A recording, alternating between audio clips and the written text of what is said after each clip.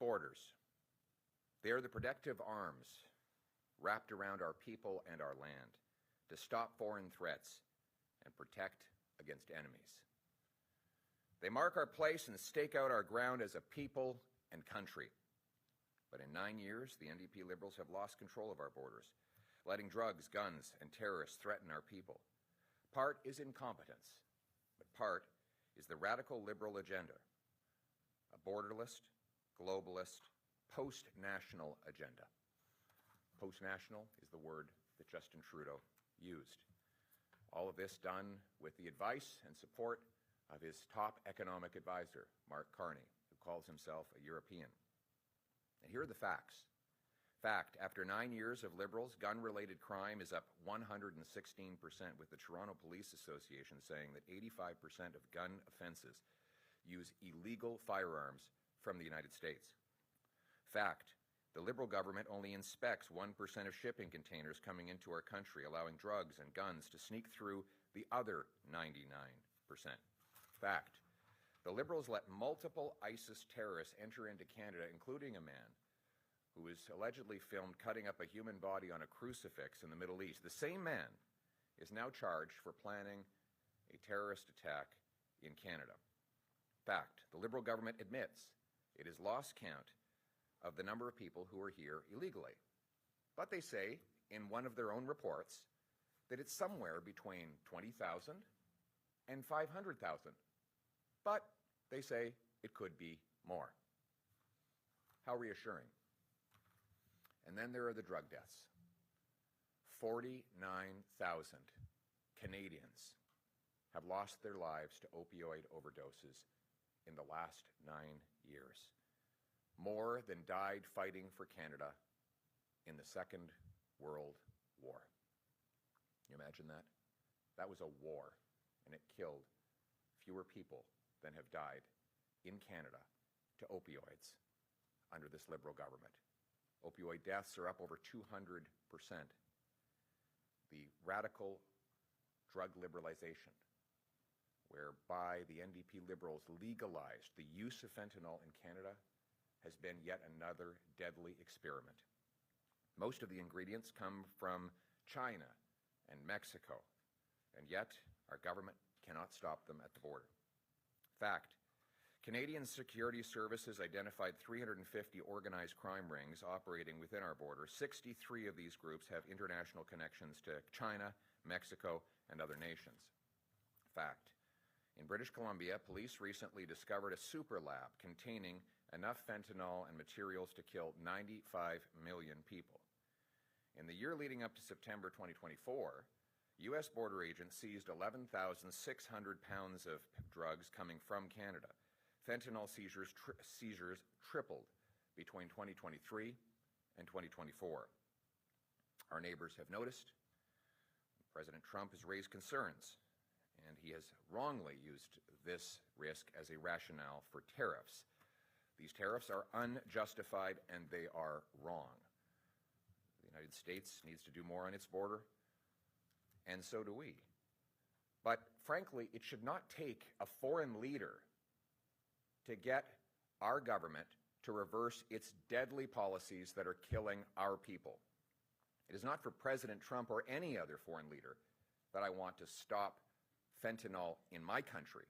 It's so that not one more mother has to bury her face in her hands in the terrible agony of learning her son died in a back alley somewhere from this poison.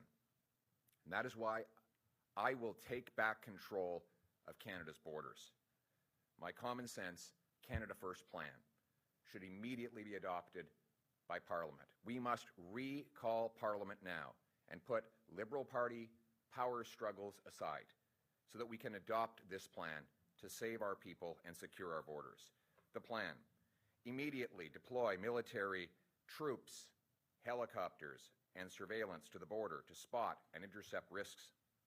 As the recent remarks by the Canadian Forces Chief of the Defence Staff, General Jenny Kerrigan, offered earlier this month, we can deploy military assets into the sky, whether helicopters or other surveillance tools, and we should do so. In fact, we should have done so long ago.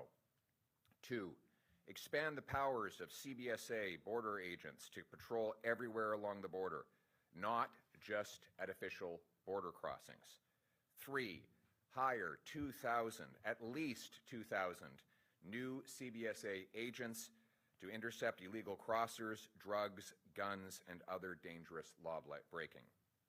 4, install high-powered scanners at all major land crossings and shipping ports. These scanners can see through the walls of containers and vehicles to spot drugs, guns, and stolen cars.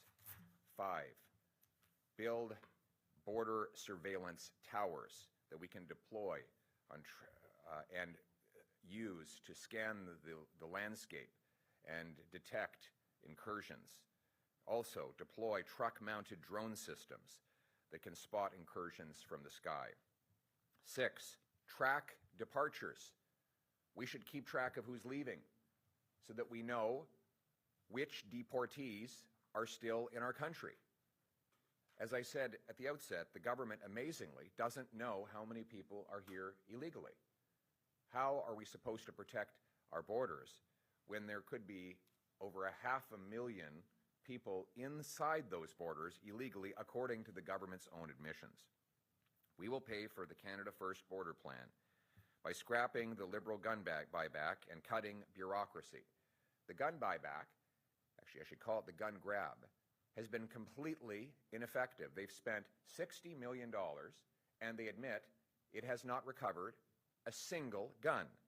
Meanwhile, even if they did get guns from this plan, according to the supporters of gun control, the main lobby group supporting gun control, the people who give their guns in would just take the payment they receive to buy other guns that are very similar in nature. Finally, the gun buyback targets licensed, law-abiding, trained and tested hunters, off-duty police officers, and other highly trained professionals who are of no risk.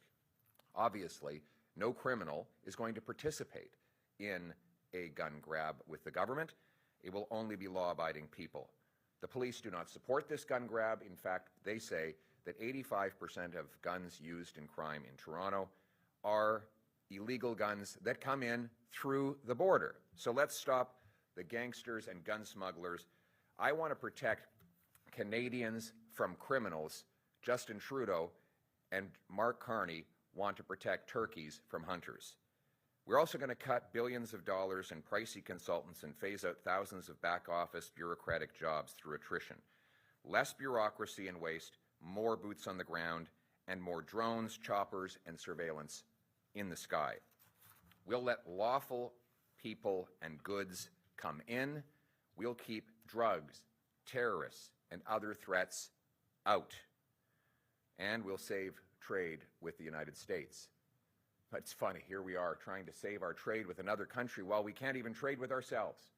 And that's why earlier this morning, I announced a Canada First plan to bring free trade between our provinces, allow our truckers and our entrepreneurs to move goods and services affordably to our people, something that could boost average family income by $6,000 a year and reduce our helpless dependence on the United States. Isn't it incredible that after 9 years of Liberals, it's either easier for criminals to bring drugs and guns illegally over Canada's border than it is for our entrepreneurs to bring their products over provincial borders. Let's fix that. Let's knock down these barriers. Let's have a truly free trading, free market Canadian economy that's capable of standing on its own 2 feet. Let's do that, not to appeal to any foreign leader, but to put Canadians back in charge of their lives and their country. Let us restore the Canadian promise that anyone from anywhere can do anything, that hard work gets you a powerful paycheck and pension that buys affordable food and homes in safe neighborhoods, protected by strong borders under a proud flag that represents the freest nation on earth. Canada. Canada here, Canada now, Canada forever. Let's bring it home.